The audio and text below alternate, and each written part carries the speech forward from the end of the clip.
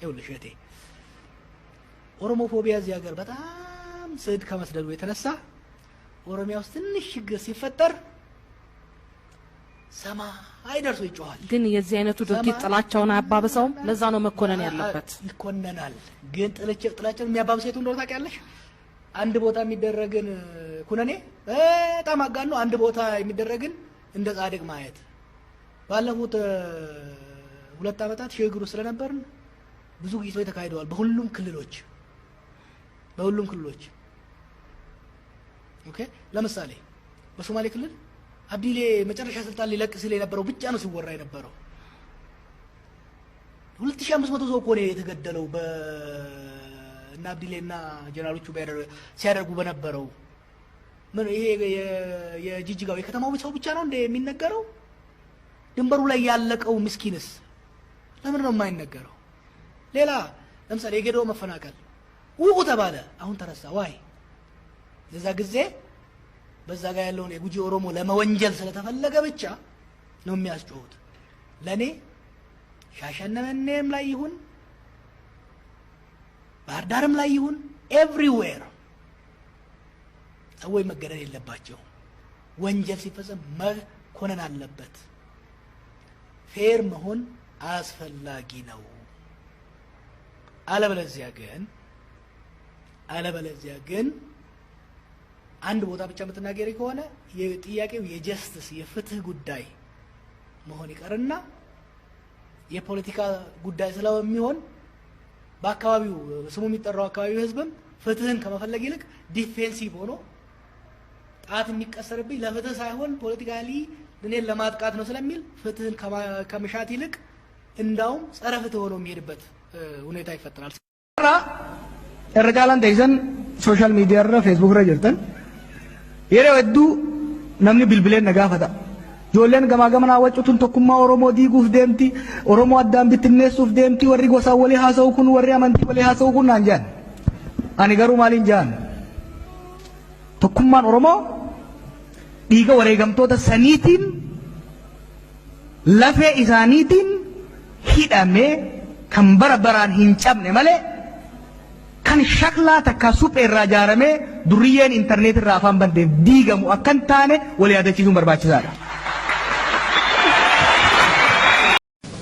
Raayyaa biyyaa dhala Oromoo kan taatan harka irratti fudhatina. Ilmaan Oromoo irratti harka hin fudhatina. Waan isin godhin qabu. Mirga isaa falmate waan isin godhin qabu. Kanaaf harka irratti hin kaasina, hin ajjeesina. Hinajjeesina amma yeroo ammaa kanatti dhalli Oromoo du'aa jira. Yeroo ammaa kanatti du'aa jira. Yommuu adda ta'e kana hin du'a. Hinajjeesina. Isinii wajjiniin kan ta'e dhala biyyaatii hinajjeesina. Fayyataa.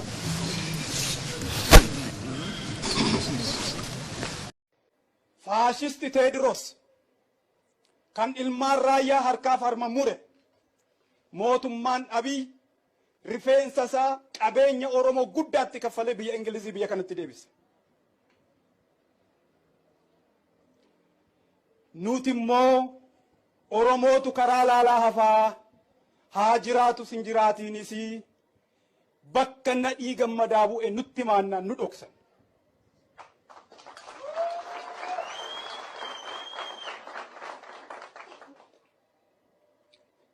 Faashisti Minilikiin boraatii godhatanii itti hirkatanii ta'an. Haayile Sillaasee sodaata gaafa biyyi diinaan weeraramtu kabaqatee biyya Ingilizii dhokate. Gaafa Garasuu Dhukiifaa asumatti Xaaliyaanii lolan. Gaafa Kabbadaa Buzuneeshfaa lolan. Gaafa Masfin Raas Masfin Silashii Jaarraa asumatti lolan. Jaagamaa Keelloofaa lolan. Haayile Sillaasee ni baqate moo hin baqanne? Isa boraatii godhatan.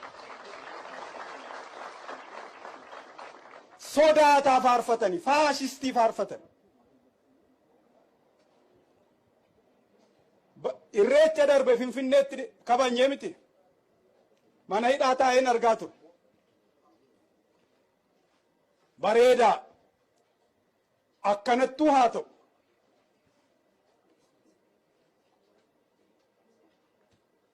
warri obbolaan keenya musliimaa eessatti salaatu masgiidatti warri kiristaanaa eessatti kadhatu cherchiitti maali sababaan tumaan caffee tuulamaa bakki jallatee mana dhugaatii machooftuun keessaa sirbitu giyoon bakkaa kaasuu sodaachuuf jecha bakkitti irreechi irreeffatamu bakkaa maqe bakka biraatti maaliif irreeffanna? obbolaan keenya musliimaa masgiidatti salaatu kiristaanoo cherchiitti kadhata mana dhugaatii machaan keessaa sirbaa bulu giyooniin bakkaa kaasuu moo tumaa caffee tuulamaa bakkaa kaasuutu salphata? tumaan caffee tuulamaa bakka amma giyoon jiru kana kan inni murteesse achumatti kadhanna achumatti waaqaan kadhanna bira geenya.